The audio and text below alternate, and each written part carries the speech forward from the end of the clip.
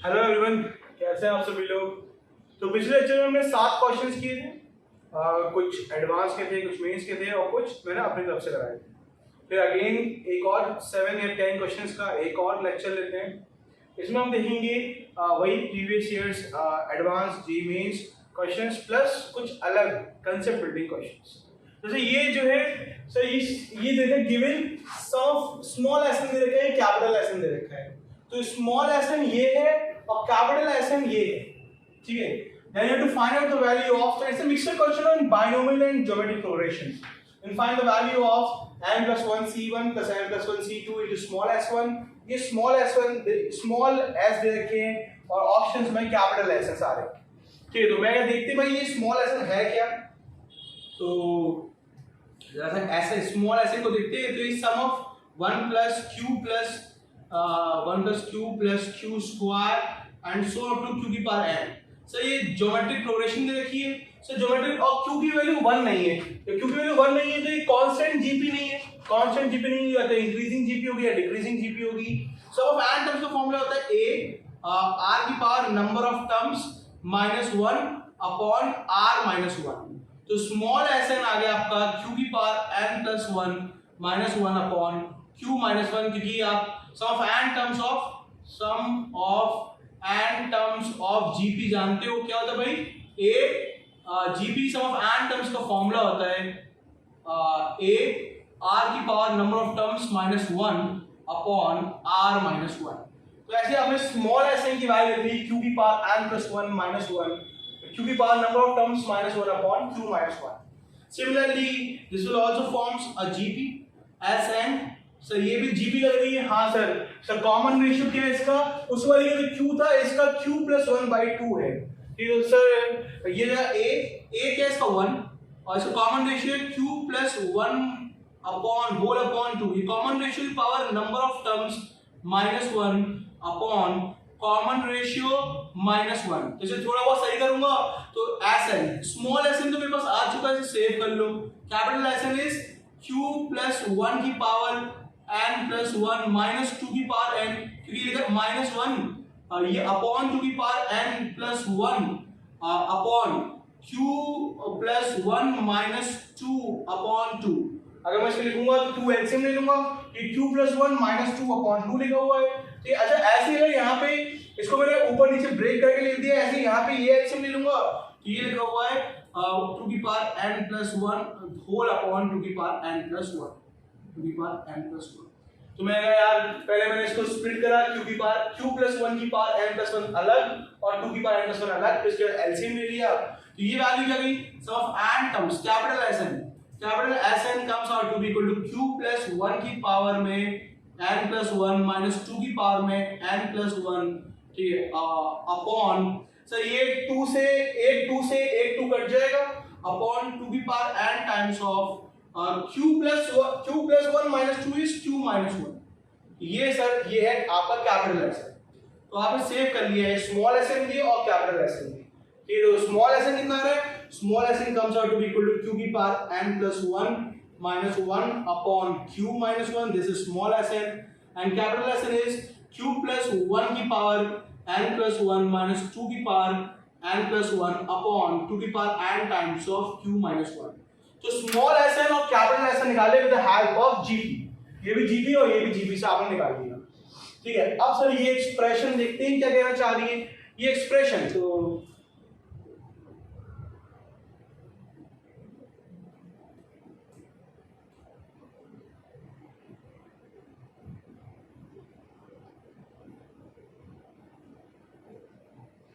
क्या है यार,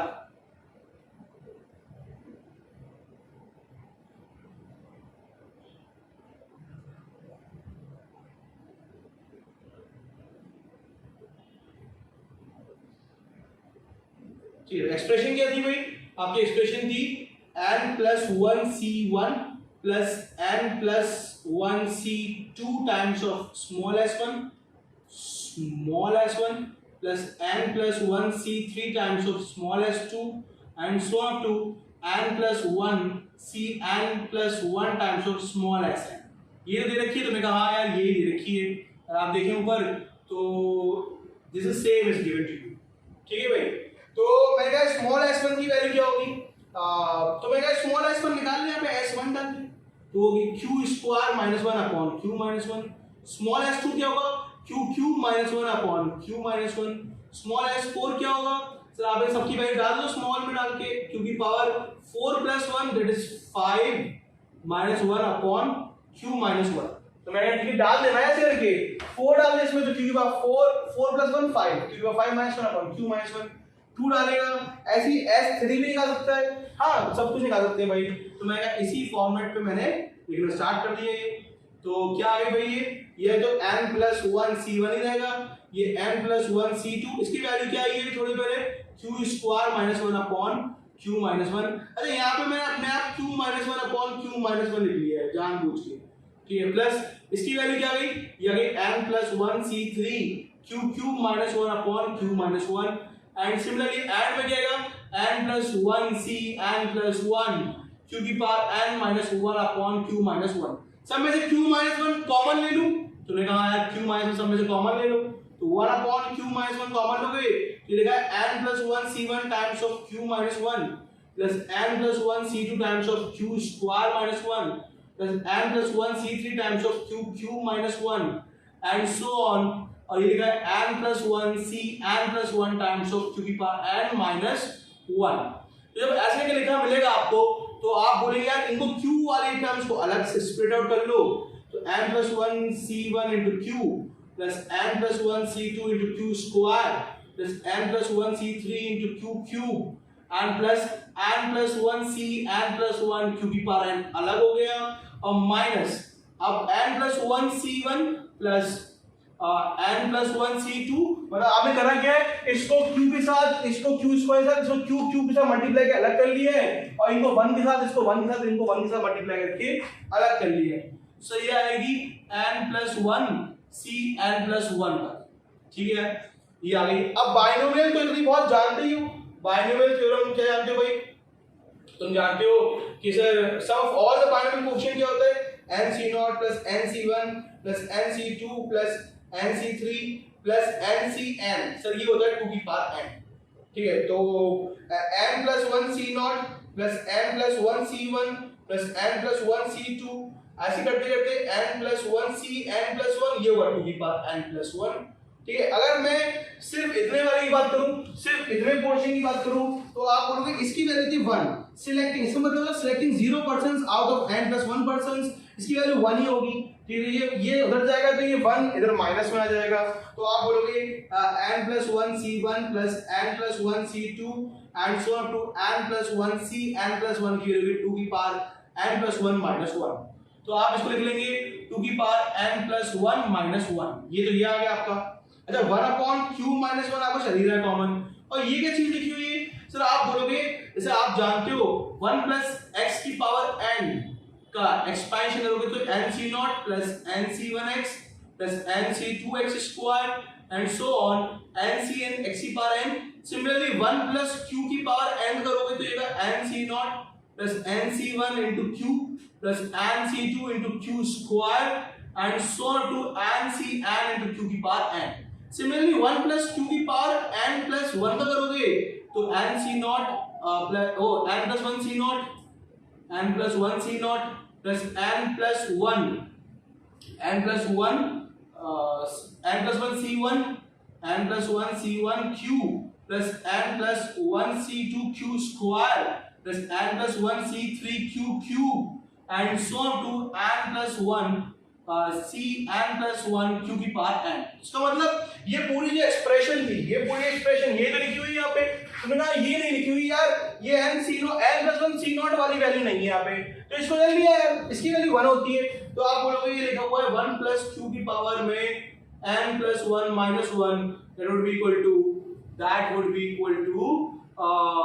comes out to be equal to n plus 1 c1 into q plus n plus 1 c2 into q square and so on up to n plus 1 c n plus 1 into q की power n।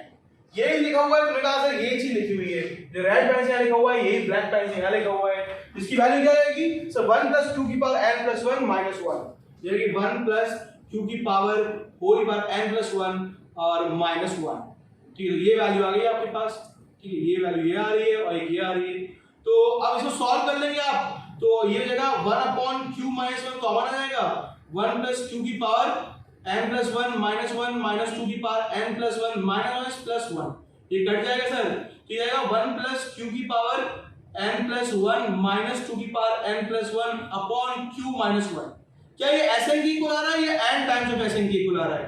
तो आप बोलोगे Sn ये था, अगर मैं 2 की power n से मल्टीप्लाई कर दूं इधर 2 की पावर Sn वुड बी, तो सर आप बोलोगे 2 की power n into Sn would be equal to, capital है यार, ये स्मॉल नहीं है, कैपिटल है, तो 2 टाइम्स 2 की power n into capital Sn equal to q plus 1 की पावर n प्लस 1 माइनस 2 की power n plus 1 upon q minus 1। Sir हमारा सॉल्व करके भी यही आ रहा है, तो मैं कहा यार हमने जब सॉल्व किया तो answer is coming out to be same आ रहा है। हाँ सर ये आ रहा है 2 की पावर n into Sn, तो हमारा answer comes out to be equal to, तो पूरी एक्सप्रेशन की जो सम आ गया वो है 2 की power n times of capital Sn। ठीक है भाई, तो हमने इसकी वैल्यू 2 की power n times of capital Sn लिख दी। फिर हमारा सॉल्व करने के बाद ये आ रहा है, ये क्या है 2 की power n times of Sn, तो लिख लीजिए भाई इसको, 2 की power n times of Sn, C is the correct answer. तो पहले हमने इसमें लगाई जीपी स्मॉल Sn निकाला, ठीक है, इसमें ये q नॉट इक्वल टू 1 बता रहा है कि ज्योमेट्रिक प्रोग्रेशन कांस्टेंट जीपी नहीं है, मतलब 1 1 1 1 ये नहीं है सर, इसका मतलब कॉमन रेशियो है तो 1 से बड़ा होगा या 1 से छोटा होगा। ठीक है, तो मेरे सम का फार्मूला मुझे बताइए, सम का फार्मूला मैंने लगा दिया यहाँ पे, तो स्मॉल Sn आ गया, और ऐसी इनफैक्ट इसमें कैपिटल Sn लगाया तो ये आ गया, कैपिटल Sn स्मॉल Sn दोनों आ गए, मैंने दोनों सेव कर लिया।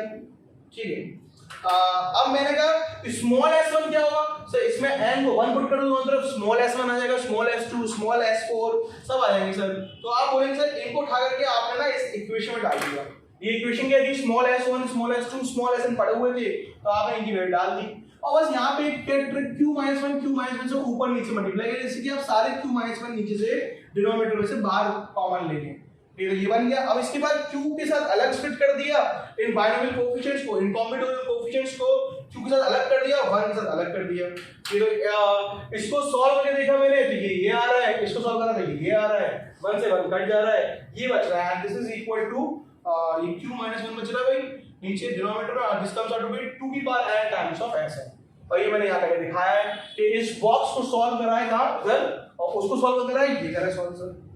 ठीक है, तो आपने ये करेगा, लिख लीजिए इसको, आगे बढ़ते भाई अगले सवाल पे। तो अभी तक हमने डिफरेंट चैप्टर से डिफरेंट क्वेश्चंस लिए हैं, ठीक, अब ये आ गया सर मैट्रिक्स को डिनोट करने का ये साइन भी होता है, पहले सर ये वाला साइन भी हम यूज करते थे, ठीक है, इस बार स्क्वायर ब्रैकेट यूज करते हैं, ये भी यूज करते थे। ये तो a1 की तरह है सर, a1 में एक टर्म है, a2 क्या है सर, a1 जो 1 क्रॉस 1 की है, a2 2 क्रॉस 2 की है, तो जो सब्स्टिट्यूट में लिखा हुआ है वही उसका ऑर्डर आ रहा है, तो यहाँ पे 3 लिखा हुआ है तो 3 क्रॉस 3 की है। तो ऐसे a10 क्या होगा सर, a10 अगर मैं देखूं, अगर मैं जरा सा a9 के बारे में सोच के दिखाऊंगा तुम लोग को, और a10 के बारे में भी, तो a10 कितने की होगी, तूने बोला था a10 जो है 10 क्रॉस 10 की होगी सर, डेफिनेट 10 क्रॉस 10 की होगी, और a9 कितनी होगी, 9 क्रॉस 9 की होगी, ठीक है, a10 10 क्रॉस 10 की होगी, और ये जो है a9 जो है 9 क्रॉस 9 की होगी। ठीक, अब और क्या हो रहा है भाई, और कुछ ऑब्जर्व करा दो, कुछ और ऑब्जर्व हो रहा हो, तुम्हें लग रहा हो कि कुछ ऑब्जर्व हो रहा है, तो तुमने कहा था यहाँ पे एक टर्म है, यहाँ पे 2 प्लस, यहाँ पे 2 into 2 4 टर्म्स है, यहाँ पे 9 टर्म्स है, तो सर ये नेचुरल नंबर्स लिखे हुए हैं, ये this would be the what would B this, क्या 9th नेचुरल नंबर है, तुमने कहा 9th नेचुरल नंबर नहीं है, 1 + 4 + 9 कर रहे हो, मतलब 1 + 2, अगर मैं 1 + 2 का स्क्वायर, मतलब 1 का स्क्वायर प्लस 1 का स्क्वायर प्लस 2 का स्क्वायर प्लस 3 का स्क्वायर करूंगा तो 14 आएगा, तुमने कहा सर 1 का, तो इसका मतलब ये जो नंबर आ रहा है, ये जो नंबर आ रहा है, ये नंबर देखो 9 + 4 13 + 1 14, तो ये जो नेचुरल नंबर आ रहा है, क्या ये 1 + 2 + 3 से आ रहा है, नहीं सर 1 स्क्वायर + 2 स्क्वायर + 3 स्क्वायर से आ रहा है, क्योंकि इस मैट्रिक्स में एक ही एलिमेंट है, इस मैट्रिक्स में 4 एलिमेंट है, इस मैट्रिक्स में 9 एलिमेंट है, तो इसका जो लास्ट एलिमेंट है वो कैसे मिल रहा है, सिंपली 1 का स्क्वायर + 2 का स्क्वायर + 3 का स्क्वायर करने पे ये मिल जा रहा है। तो आप बोलोगे a10 का लास्ट एलिमेंट कैसे मिलेगा, तो वो मिलेगा 1 का स्क्वायर + 2 का स्क्वायर + 3 का स्क्वायर प्लस अप टू 10 का स्क्वायर कर दोगे। सब squares of first and consecutive natural numbers क्या होता है सर, सब फॉर्मूला पढ़ा है, n + 1 2n + 1 अपॉन 6, तो वो यहाँ पुट कर दोगे sir n into n plus 1 into 2n plus 1 upon 6। Solve कर लोगे तो कितना आएगा, 2 से काटोगे 5, 2 से काटोगे 3, 3 से काटोगे 7, 7 5 35, 35 35 385, ये तो 385 आ जाएगा 385। तो मतलब इसकी लास्ट टर्म मुझे बता देगी 385।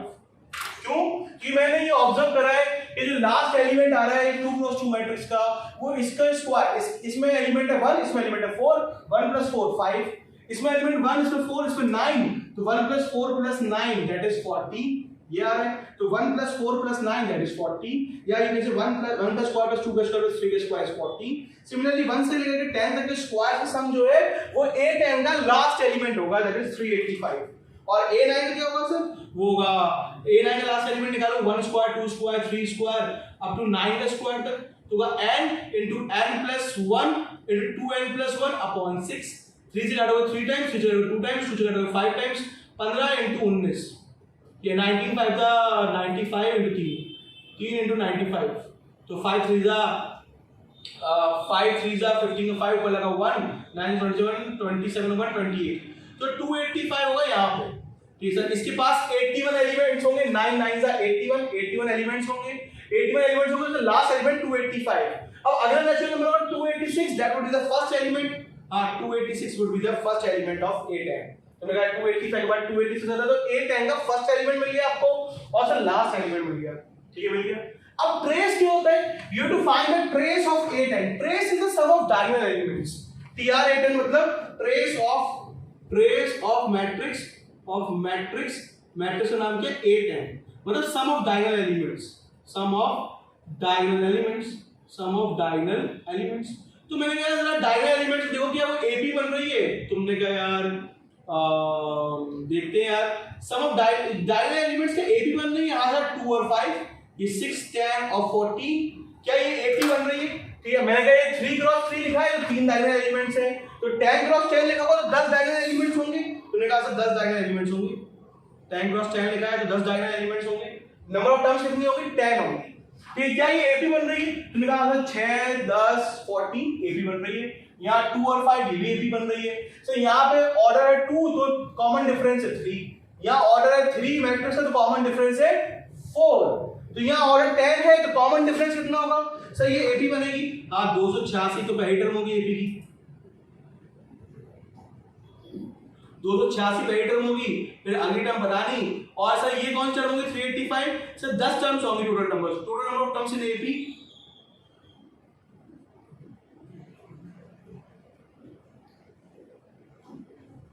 Total number of terms in AP, sir total number of terms होंगी 10। ठीक है, क्या ये AP बनेगी, हाँ मैंने ऑब्जर्व किया है सर 3 क्रॉस 3 की मैट्रिक्स थी तो AP बन रही थी, इसका डिफरेंस कॉमन डिफरेंस था 4, 2 क्रॉस 2 की AP तो कॉमन डिफरेंस कितना आ रहा है 3। ठीक है, AP में है, ये भी AP में है, ठीक है, तो कॉमन डिफरेंस यहाँ पे एक ज्यादा है ऑर्डर से, तो इसका भी ये भी AP बनेगी और कॉमन डिफरेंस गारंटी कितना आएगा सर, ऑर्डर से 10 है तो 11 आएगा। हाँ इस बात की गारंटी है सर, कॉमन इसका ऑर्डर 10 है तो 11 आएगा इस वाली AP, जो डायगोनल एलिमेंट्स की जो AP है, डायगोनल एलिमेंट्स की AP है, इसका कॉमन डिफरेंस ऑर्डर से एक ज्यादा आ रहा है, यहाँ 4 आ रहा है, यहाँ 3 आ रहा है, तो यहाँ कितना है 11 आएगा।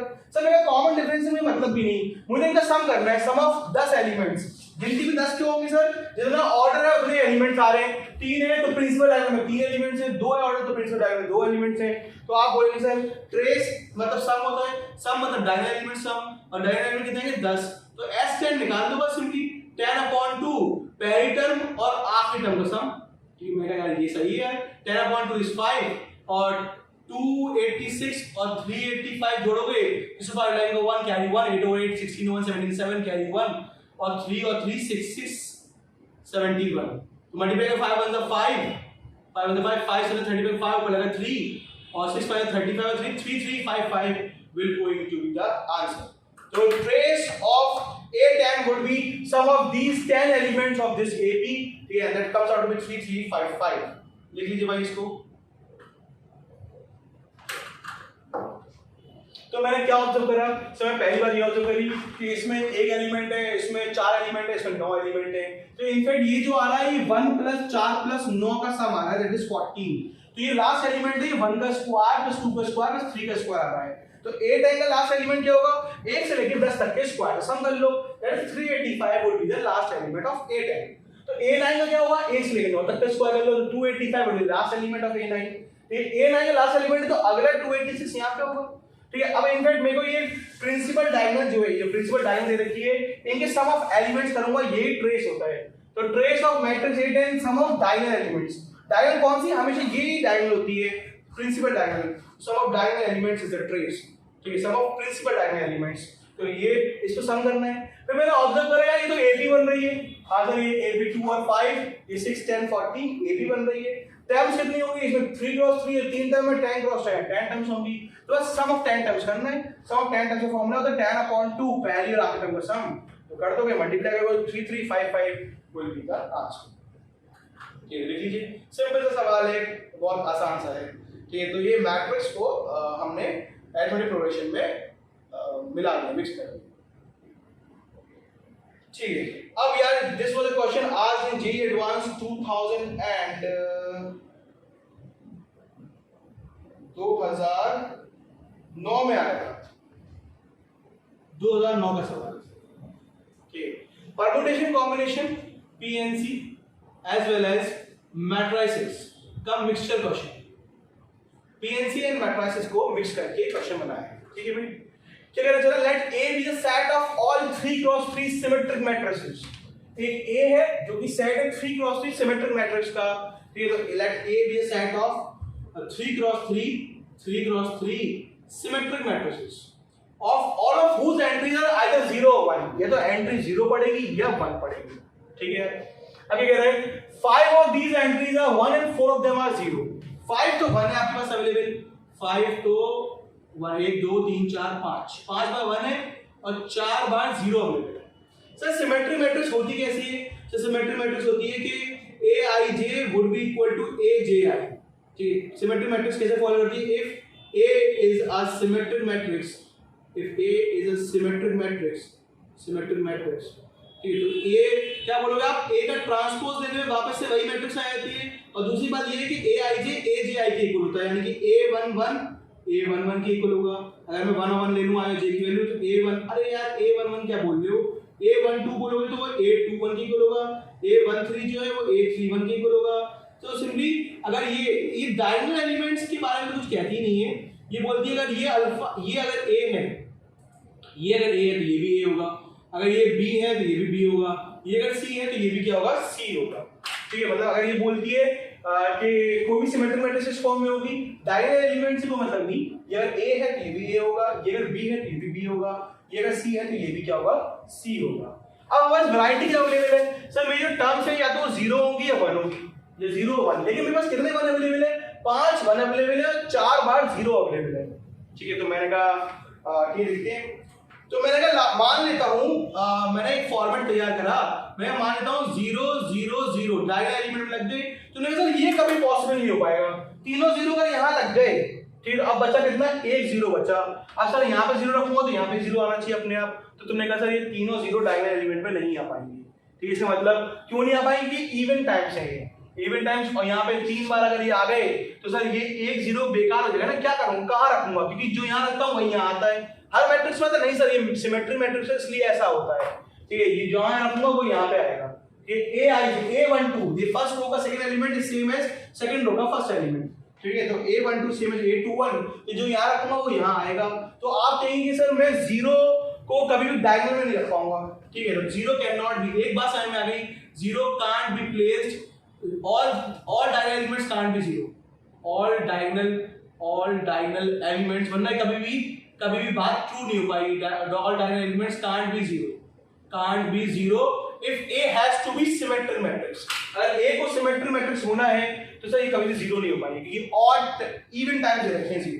तो क्या तीनों 1 हो सकते हैं, तो मैंने कहा आधा तीनों 1 हो सकते हैं, 1 1 1, हाँ तीनों 1 हो सकते हैं, ठीक है, तीनों 1 हो सकते हैं। तो तुमने कहा सर यहाँ पे A है तो यहाँ पे B क्या होगा, अगर तीनों 1 हो सकते हैं तो तुमने कहा यस इट इज पॉसिबल कि तीनों के तीनों क्या हो जाए, 1 हो जाए, ठीक है। तो तीनों 1 मैंने मान लिए, ठीक है, तीनों 1 मान लिए, ठीक है। तो अब यहाँ पे क्या है सर, यहाँ पे अब क्या कह सकते हैं, तुमने कहा जो आइटम यहाँ पे आएगा इन तीनों जगह पे आएगा, मतलब जो आइटम यहाँ पे आएगा मतलब 0 0 और 1 1 आ सकता है। तुमने कहा 5 1 है, अभी तो 4 ही बनाए, जो आइटम यहाँ पे आएगा वही 0 0 1 यहाँ पे आएगा सर, ठीक है, जो आइटम वहां पे आएगा अपने आप यहाँ पे आ जाएगा। क्यों? क्योंकि आप जानते हो सिमेट्री मैट्रिक्स है, जो ये ए है ये भी ए है, ये बी है ये भी बी है, ये सी है तो ये भी सी है। ठीक है भाई, तो कितनी मैट्रिक्स बनेंगी जिनके डायगोनल एलिमेंट्स 1 1 1 होंगे? तो मैंने कहा सर ये अपनी पोजीशंस को इंटरचेंज कर लेंगे, मतलब 0 यहाँ चला जाएगा, 0 यहाँ चला सकता है, 1 यहाँ जा सकता है, तो ये कितने फैक्टोरियल टाइम्स अरेंजमेंट होगा? तो तुमने कहा पहले मैं इसको करके दिखा रहा हूँ with the help of permutation combination. तो आप बोलेंगे आई फिक्स्ड 1 इन डायगोनल एलिमेंट्स। तो मैंने कहा यार मैंने डायगोनल एलिमेंट्स में 1 फिक्स कर दिया है। ठीक है, डायगोनल एलिमेंट्स में मैंने 1 फिक्स कर दिया है, तो क्या 1 तो कहीं घूमेगा ही नहीं सर, 1 कोई अरेंजमेंट ही नहीं होगा।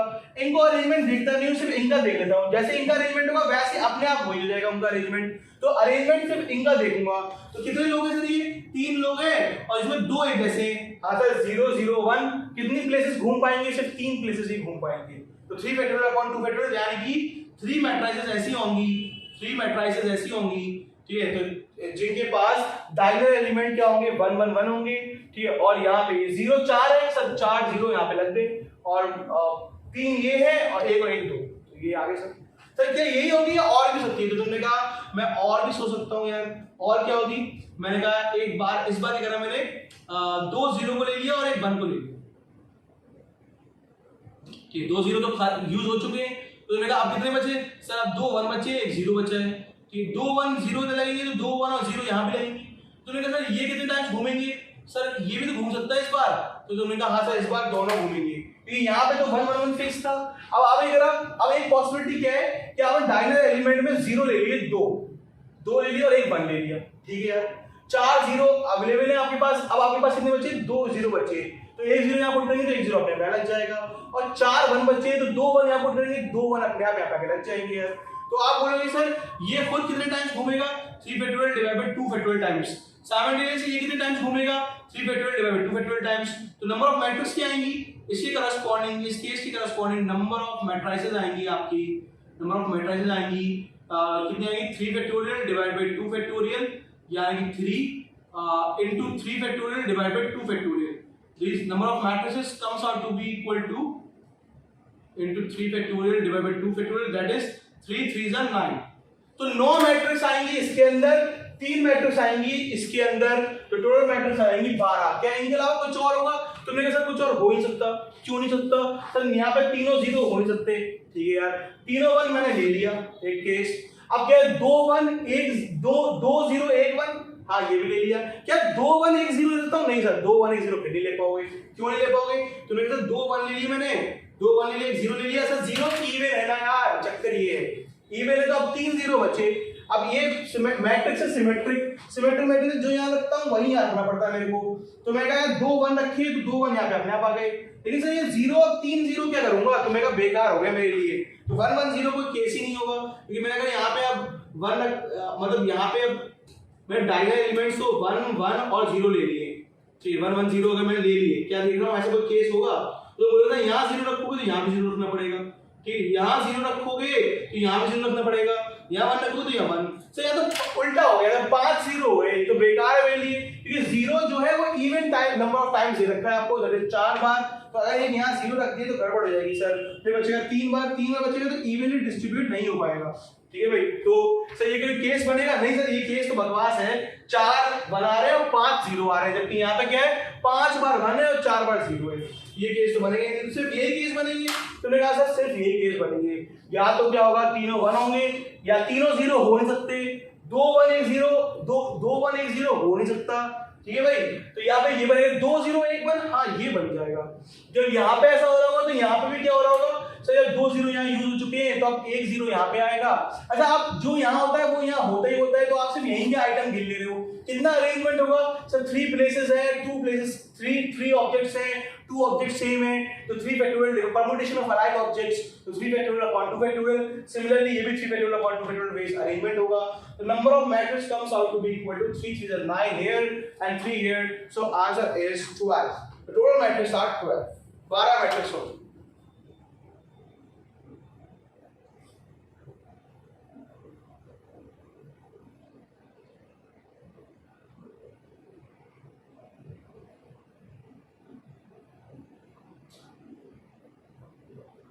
लिख लीजिए इसको, आगे बढ़ते भाई। तो 12 मैट्रिक्स आ गई आपके पास। ठीक है, तो अब दो कैटेगरी आएंगी, तीनों 1 वाली और ये 0 0 1 वाली। सर ये अब आगे देखते हैं, सवाल पैराग्राफ था 2009 में आया था, ये तो पैराग्राफ है। तो अगला देखते हैं भाई, अगला क्या कह रहा है सर, आगे आते हैं। अब ये कह रहे हैं A be a set of all 3x3 symmetric matrix, ये वही है A, जो पहला ये था, ये वही फिर से लिख दिया है, whose entries are either 0 or 1, तो ये 5 of these entries are 1 and 4 of them are 0, वही सवाल है।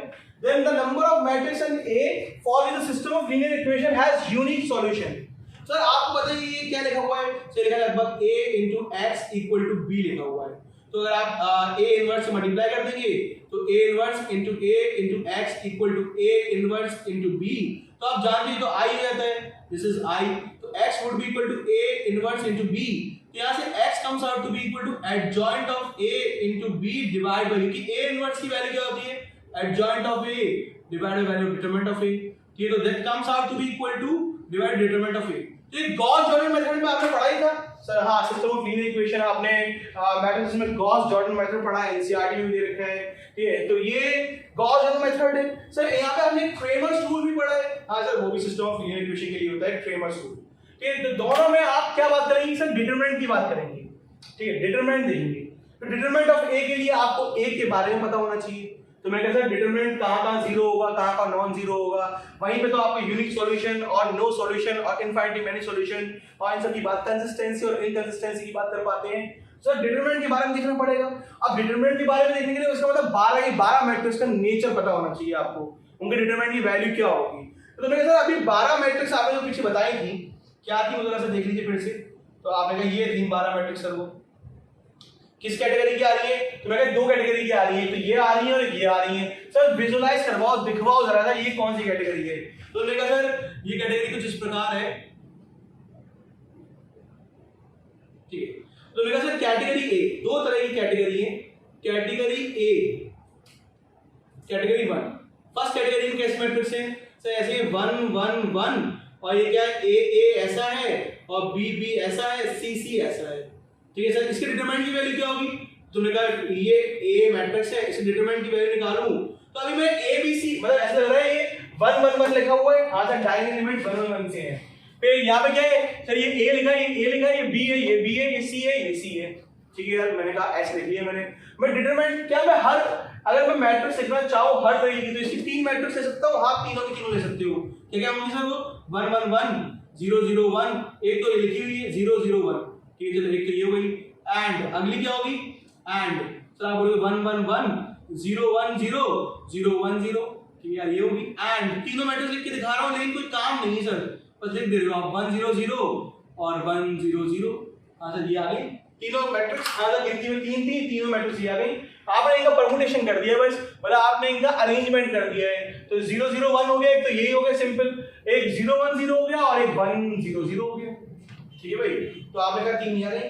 तो मैंने यार ये इन तीनों का नेचर कुछ ऐसा ही तो है, तूने कहा सर ऐसा ही है। डिटरमिनेंट निकालना है तो क्या होगा, determinant of A equal to, determinant खोलना तो आता ही है, 1 लिखोगे 1 into 1 1 minus c square minus a लिखोगे, it would be a minus bc और फिर प्लस b लिखोगे, it would be ac minus b। चलिए खोल लोगे तो 1 minus c square minus a square minus abc plus abc minus b square, ये cut जाएगा, it comes out to be equal to 1 minus a square minus b square minus c square, ठीक है। अब यहाँ पे a b c है कौन, तो मेरे साथ ये b और ये c ले रहे थे, आप अगर थोड़ी देर पहले आपने लिखा भी था, ठीक है। तो हमने क्या लिया था, वो देख लो आप क्या ले रहे थे सर, इसको a बोल रहे थे, इसको b बोल रहे थे, इसको c बोल रहे थे। और आप ये देखिए ऑब्जर्व करें इन तीनों मैट्रिक्स में, क्या इन तीनों मैट्रिक्स के डिटरमिनेंट के अलग अलग निकालो या एक साथ निकाल दो, तो मैंने कहा एक ही बार में निकाल लो, ये आपने कैटेगरी ले रखी है। ये बताओ सर ये हो रहा है, यहाँ पे a और b 0 है तो c 1 है, ठीक है, a और b 0 है तो c 1 है। सर यहाँ पे a और c 0 है तो b 1 है, यहाँ पे b और c 0 है तो a की वैल्यू 1 है। इसका मतलब इन तीनों में दो वैल्यू तो 0 हो रही है, एक वैल्यू 1 हो रही है। तो मैं कहा या तो इन तीनों मैट्रिक्स में क्या होगा सर, मैं कह रहा यार दो वैल्यू तो 0 हो रही है और एक 1 हो रही है, तो डिटरमिनेंट ऑफ वैल्यू 0 आएगी। हाँ सर डिटरमिनेंट ऑफ a की वैल्यू 0 आएगी, क्योंकि यहाँ पे इस केस में क्या हो रहा है तो भी 0 आएगी। तो देख लो a और b, इस केस में a और b 0 है तो c की वैल्यू क्या है 1 है, तो 1 है, c यहाँ पे 0 0 पुट करोगे या 1 पुट करोगे तो 1 - 1 अगेन 0 आ जाएगा सर वो। इस वाले केस में कौन है सर? इस वाले केस में B1 है, इस वाले केस में A1 है, तो सर और बाकी सब 0 है। तो आप बेटा इन तीनों केसेस का एक ही डिटरमिनेंट आ रहा है, इसकी भी डिटरमिनेंट की वैल्यू 0, इसकी डिटरमिनेंट की वैल्यू 0, इसकी भी डिटरमिनेंट की वैल्यू 0। इसका मतलब ये जो केस था आपका, इसमें तीनों की तीनों मैट्रिक्स की डिटरमिनेंट की वैल्यू क्या होगी? 0 होगी। तो इनके डिटरमिनेंट की वैल्यू क्या आएगी? डिटरमिनेंट ऑफ A 0 आएगा। ये हमने नोटिस कर लिया यहां से।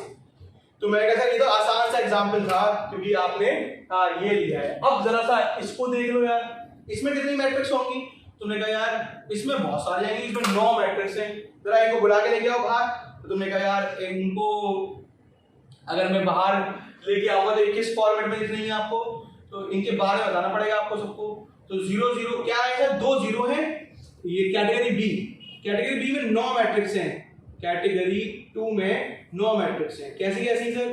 2 2 0 है, 1 1 है, ठीक है। और यहाँ पे क्या है? A B C और A B C, एक तो ये सर। अब आप डायगोनल एलिमेंट, ये तो कैटेगरी होगी, इसके अंदर अगेन इसके अंदर भी 3 छुपी होंगी, 0 0 1। तुमने कहा सर इसके अंदर 3 ये छुपी होंगी, तुमने कहा सर हाँ 0 0 1 के अंदर 3 छुपी होंगी। ये खुद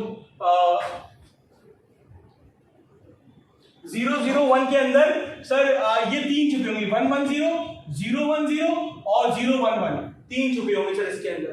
ऐसे अब इनका परमुटेशन करो, अब डायगोनल एलिमेंट से परमुटेशन करो तो आपको पता चलेगा। डायगोनल एलिमेंट का परमुटेशन करोगे तो इसके अंदर कैटेगरी बी के अंदर दूसरा पार्ट क्या आएगी सर? एक ऐसी आएगी जिसका आंसर होगा 1 0 0 और ये होगा A A B B C C। भाई इसके अंदर भी 3 मैट्रिक्स छुपी हुई है, इसके अंदर भी 3 मैट्रिक्स छुपी हुई है, इसके अंदर भी 3 मैट्रिक्स छुपी हुई है। इनफैक्ट और देखो तो आपको पता चलेगा एक और कैटेगरी क्या मिलेगी आपको? 0 1 0, ये A ठीक है, ये B B, ये C C। सर इनके अंदर ये 3 मैट्रिक्स के आपने क्लब कर लिया है, इसके अंदर 3 मैट्रिक्स छुपी है, इसमें भी 3, इसमें भी 3, 9 हो गई। आंसर 9 हो गई। आपने डायगोनल एलिमेंट्स को 0 0 1 1 0 0 0 1 0 ऐसे करके लिख लिया है। इसके अंदर भी 3 छुपी हुई है, इसके अंदर भी 3, इसके अंदर भी 3, टोटल मैट्रिक्स क्या है? 9। तो ये कैटेगरी बी है ये। तो मैंने कहा सर इसके डिटरमिनेंट की वैल्यू क्या होगी? अबे सॉल्व कर ले इसके डिटरमिनेंट को। तो किसके बाद खोलेगा यार? चल 0 के बाद, इसके पहले रो के बाद ही खोल दे। 0 तो 0 ही होगा, माइनस ए क्या हो जाएगा? माइनस ए अब माइनस ए माइनस बी सी, ए माइनस बी सी, और फिर होगा प्लस बी, ये होगा ए सी। तो क्या आएगा? Minus a square minus minus plus a b c और प्लस ए बी सी, तो minus a square plus 2abc, ठीक है। ऐसे इसके डिटरमिनेंट की वैल्यू निकाल लो। तो ये आएगा 1 के बाद खोलोगे तो ये होगा 1 के बाद खोलोगे माइनस सी स्क्वायर, फिर माइनस ए के बाद खोलोगे तो ये जाएगा a into 0 minus b c बचेगा सिर्फ, ठीक है। और प्लस बी के बाद खोलोगे तो ये जाएगा ए सी, ठीक है। क्या हो रहा है सर? ये हो रहा है minus c square plus a b c plus a b c, यानी कि minus a square plus 2abc।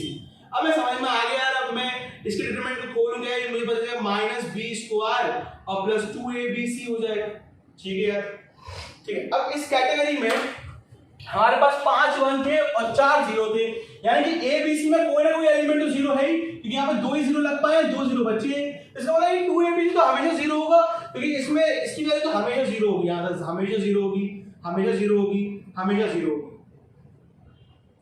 हमेशा 0 कैसे पता चला यार? क्योंकि तुम्हें पता है आपके पास 5 1 है 4 0 है, तो इसका मतलब 2 0 यहाँ लग चुके हैं, 1 1 यहाँ लग चुका है। तो इनमें इन वाले एलिमेंट में 2 1 होंगे और 1 0 होगा, या C 0 होगा या B 0 होगा या A 0 होगा। सर कुछ भी होगा, ये ABC तो हमेशा 0 आएगा। तो हाँ, हमेशा ABC 0 आएगा।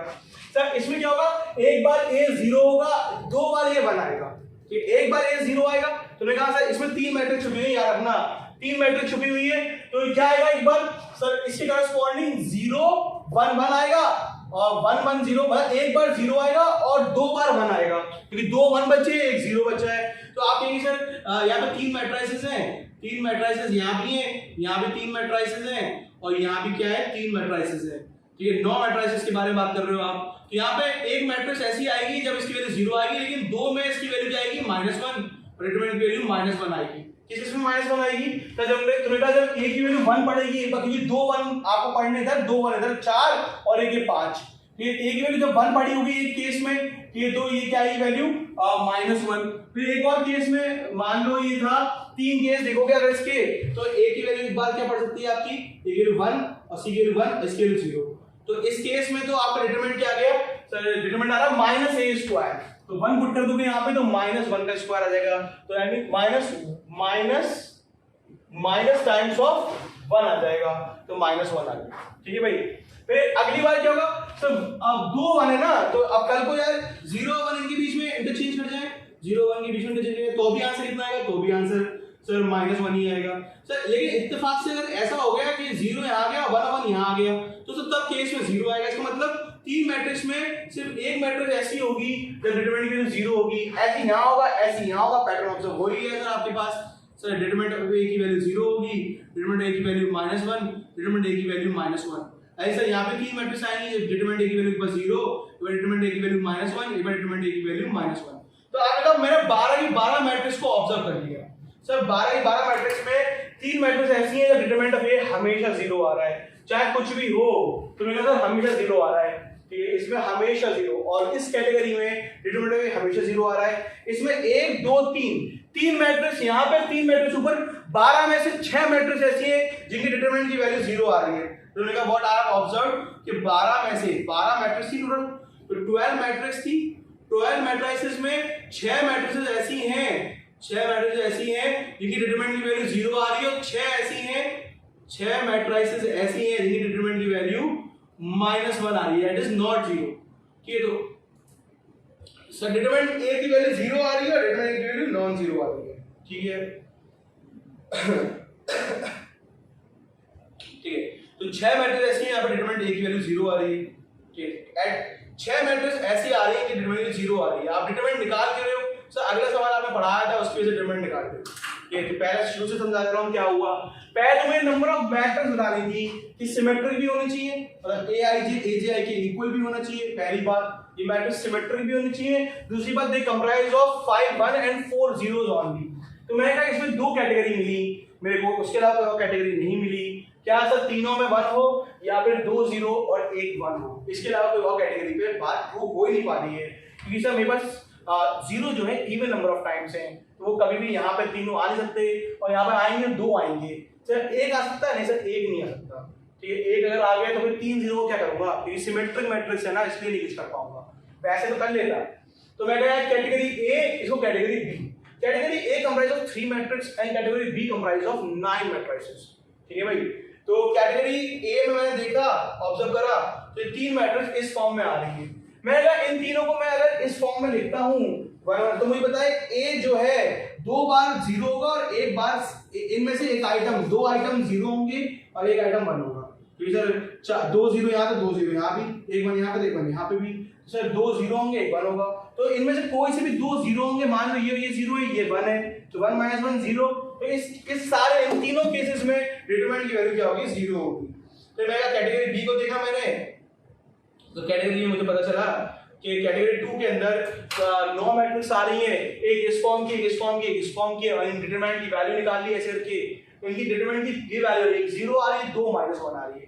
तो 6 मैट्रिक्स ऐसी हैं जिनकी डिटरमिनेंट की वैल्यू क्या आ रही है, 0 आ रही है। ठीक है भाई, अब क्या कहना चाह रहा है, और 6 मैट्रिक्स ऐसी हैं जिनकी डिटरमिनेंट की वैल्यू नॉन 0 आ रही है। ये तो हो रहा है भाई। तो आप देखते भाई सवाल क्या कहना चाह रहा है हमारा। अब हमें पता चल गई ये चीज। अब ये the number of A in which follows the system of linear equation is unique solution। Unique solution के लिए क्या होता है सर, यूनिक सॉल्यूशन के लिए होता है this would be non zero. Unique solution चाहिए आपको, this would be non zero and this would also be non zero, तभी यूनिक सॉल्यूशन आता है।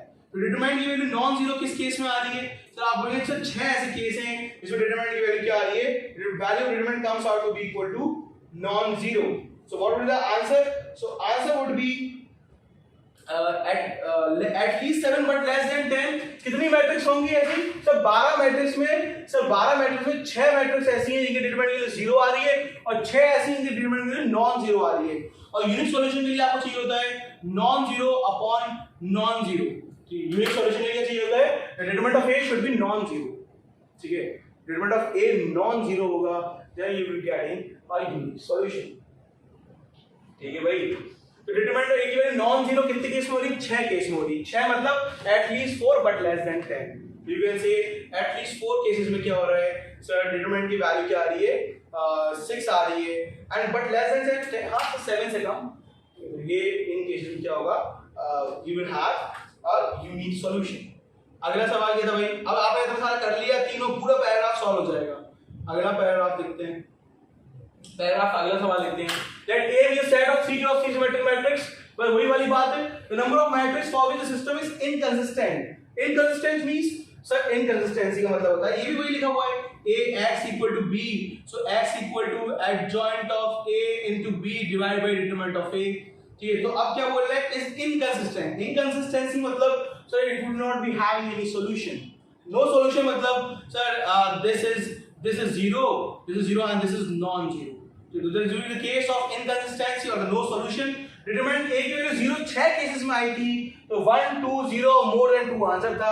तो आप बोलेंगे सर 6 केसेस ऐसे हैं यहाँ पर डिटरमिनेंट की वैल्यू क्या है? 0 आ रही है, 0 आई तो उनके लिए system of linear equation will be inconsistent.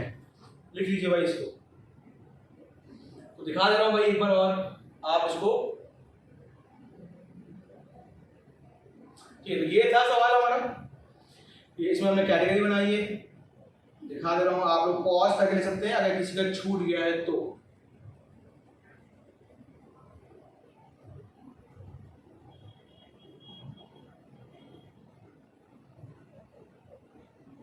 ये फेमस रूल और Gauss Jordan method are very much important.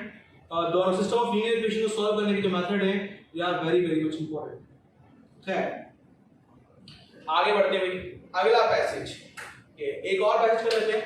ये बोल रहा है कि A not be this matrix and B not is this matrix. आसान सवाल है बहुत, ठीक है। Bn जो है वो एडजॉइंट ऑफ Bn-1 है, where n belongs to natural number, okay, and I is an identity matrix of order 3। Then determinant of A not, तो यहाँ पे GP टाइप लग रही है आपको क्या? तुम देखो सर इसको डिवाइड करोगे तो क्या आएगा सर? A नॉट कुछ भी GP टाइप तो नहीं लग रहा मेरे को, ठीक है। यहाँ पे B नॉट की टर्म है और यहाँ B नॉट टर्म नहीं है सर। आप इसको दूर करके देखोगे। तुमने सर अभी देखते हैं पहले क्या कहना चाह रहा है। ये बोल रहे sir determinant of, you to find out the value of determinant of A not plus A not का स्क्वायर B नॉट का स्क्वायर प्लस A नॉट का क्यूब प्लस A नॉट की पावर 4 B नॉट की power 4 and आपको 10 terms तक दे रखा है। What is the 10th term? तो आप बोलोगे सर 10 टर्म होगी A10 और B10 की पावर 10 और A नॉट और B नॉट की पावर, सॉरी A नॉट और B नॉट की power A not into B not की पावर 10 एंड इवन पावर में क्या है? दोनों आ रहे हैं सर, इवन पावर में दोनों आ रहे हैं। ठीक है, आपने देख लिया। क्या इधर में से A नॉट कॉमन ले लूं?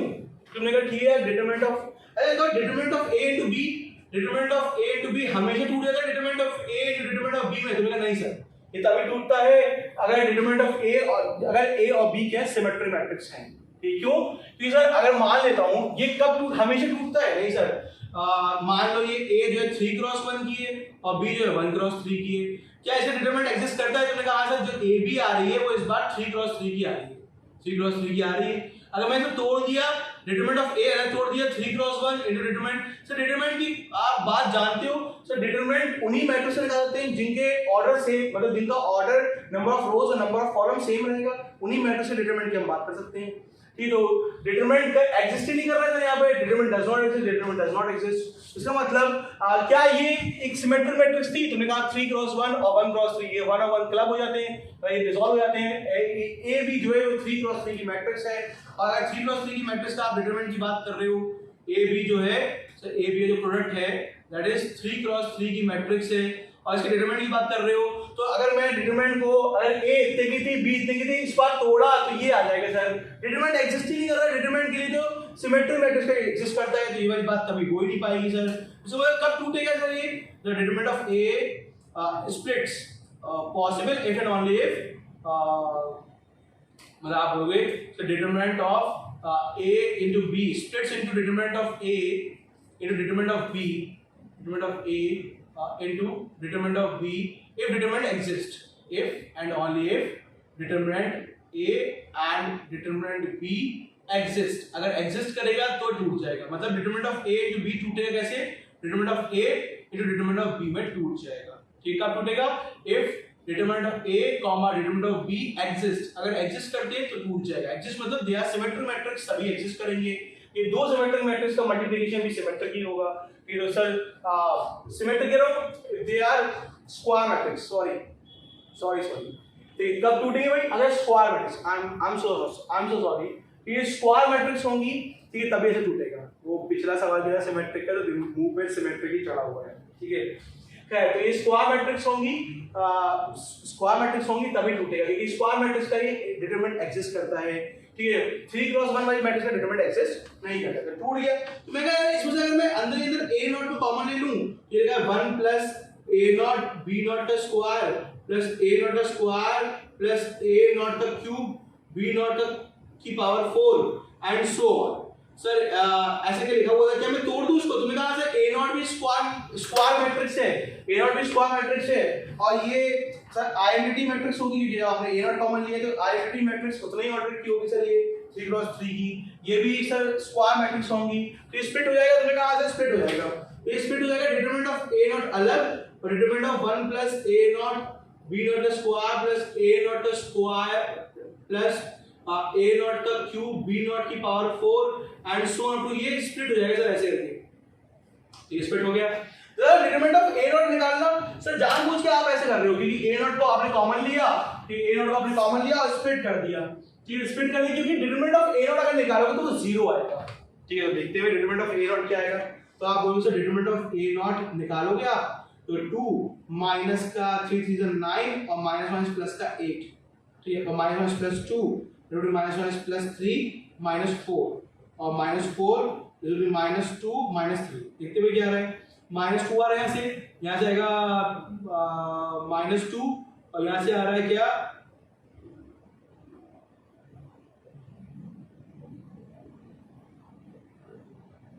सॉरी प्लस 2 था, यहाँ से आ रहा है प्लस 4, डिटरमिनेंट की वैल्यू क्या है 0, तो determinant of a not comes out to be 0, तो मेरा sir determinant of a not 0 आ रहा है। डिटरमिनेंट ऑफ a नॉट 0 आ रहा है, 0 इनटू समथिंग, 0 इनटू किसी का भी डिटरमिनेंट कर लो यार, तो क्या आएगा सर, आंसर इज 0, तो answer comes out to be 0। Sir ऐसे केसेस में सर आप बच्चों को दिमाग आता है कि सर ये क्या सीरीज बन रही है अंदर, तो मैंने कहा ऐसे केसेस में हमेशा डिटरमिनेंट ऑफ a नॉट और डिटरमिनेंट ऑफ b नॉट निकाल के देख लिया करो। अगर इसमें से a नॉट कॉमन आ रहा है तो और 0 भी ऑप्शन था, तो आपने इसको सॉल्व कर लिया, इनसे डिटरमिनेंट ऑफ a नॉट की वैल्यू 0 आ रही थी। तो बस ये थोड़ा अजीब सा सवाल था, लग रहा था पहले शुरू में बहुत मुश्किल होगा या कोई सीक्वेंस बन रही होगी, ऐसा कुछ भी नहीं हो रहा यार, ठीक है। आपने a नॉट कॉमन लिया है और a नॉट को स्प्लिट हो जाएगा, हाँ सर स्प्लिट हो जाएगा, कि ये भी स्क्वायर मैट्रिक्स लिखी हुई है और ये भी स्क्वायर मैट्रिक्स लिखी हुई है। स्क्वायर मैट्रिक्स क्यों? ये b नॉट का स्क्वायर करने पे ऑर्डर तो वही रहेगा जो पहले था ऑर्डर, और ये भी ऑर्डर 3x3 है, मल्टीप्लाई होगा तो फिर से 3x3 का ऑर्डर है, तो सारी स्क्वायर मैट्रिक्स है और सेम ऑर्डर। तुमने कहा सर ये b नॉट का स्क्वायर करने पे, इसके स्क्वायर करने पे ऑर्डर क्या है, चेंज नहीं हो जाएगा, तो order will remain the same. ऐसे a नॉट का स्क्वायर का ऑर्डर भी सेम रहेगा। तो ये सारी मैट्रिसेस, अगर मैं कहना चाहूं अंदर मैट्रिसेस ऐड हो रही हैं, सब की सब स्क्वायर मैट्रिक्स है, ऑर्डर 3x3, सर ये भी स्क्वायर मैट्रिक्स है, इनका सम और ये भी स्क्वायर है, तो स्प्लिट हो गए सर, स्प्लिट हो गए। डिटरमिनेंट ऑफ a नॉट ये 0 है, तो 0 into something will going to give you 0, ठीक है भाई। अगला क्या कह रहा है, अब सर ये तो पहला सवाल था पैसेज का, नेक्स्ट क्वेश्चन देखते हैं भाई पैसेज का।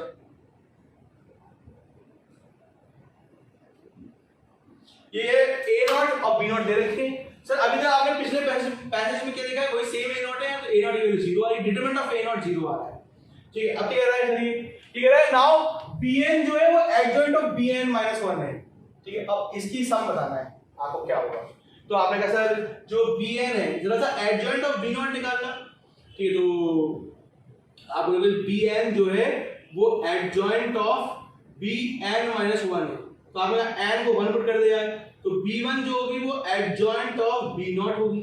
एडजॉइंट ऑफ b नॉट निकालना जैसे कैसे निकालते हैं, तो इन्होंने कहा सर b नॉट अगर मुझे गिवन हो क्या है -4 -3 ठीक है। तो एडजॉइंट क्या होता है, adjoint of any matrix b not would be sir transpose लेना होगा किसका, transpose of the matrix formed by cofactors। तो कोफैक्टर्स की मैट्रिक्स लिखनी है और फिर ट्रांसपोज ले लेना है। मतलब अगर मैं बोलना चाह रहा हूं कि कोई मैट्रिक्स आपको पता है मान लो कोई मैट्रिक्स है ए, कोई मैट्रिक्स है फॉर एग्जांपल, अरे कोई मैट्रिक्स है डी, अरे कोई मैट्रिक्स है मान लो के, ठीक है, उसका मैट्रिक्स का नाम है A11, A12, A13, A21, A22, A23, A31, A32, A33। तो उसका एडजॉइंट क्या होता है सर? सर एडजॉइंट ऑफ के क्या होगा सर? आप उसके कोफैक्टर्स लिखो C11, ठीक है, और उसका ट्रांसपोज ले लो। A11 का कोफैक्टर क्या होगा? C11, इसका C12। अच्छा इसका कोफैक्टर मैट्रिक्स क्या होगी? कोफैक्टर मैट्रिक्स, कोफैक्टर मैट्रिक्स, तो आप बोलोगे कोफैक्टर मैट्रिक्स होगी C11, C12, C13, C21, C22, C23, C31, C32, C33। अब इसका ट्रांसपोज ले लो, आप देखो transpose of cofactor matrix, of cofactor matrix का जब आप ट्रांसपोज लोगे तो क्या होगा सर? ये यही तो होगा एडजॉइंट ऑफ के। हाँ सर यही होगा एडजॉइंट ऑफ के। C11, C12, C13, C21, C22, C23। Transpose मतलब चेंजिंग रोज into columns, changing rows into columns, changing rows into columns, changing rows into columns। ये क्या होगा? C31, C32, C33। ठीक है भाई, ट्रांसपोज ले लो आपने, ठीक है, तो ये आ गया। तो इसका मतलब कोई मैट्रिक्स है B0, ठीक है, तो एडजॉइंट ऑफ B0 क्या होगा? तो मैंने कहा अगर कोई मैट्रिक्स B0 है तो पहले कोफैक्टर मैट्रिक्स लिख लो, उसका एडजॉइंट ले लो। तो आपको ये समझ में आ गया होगा कोफैक्टर का क्या क्या सिग्निफिकेंस। ठीक है, तो अगर आप इतना बहुत बस रिवीजन करा दिया, कुछ नहीं।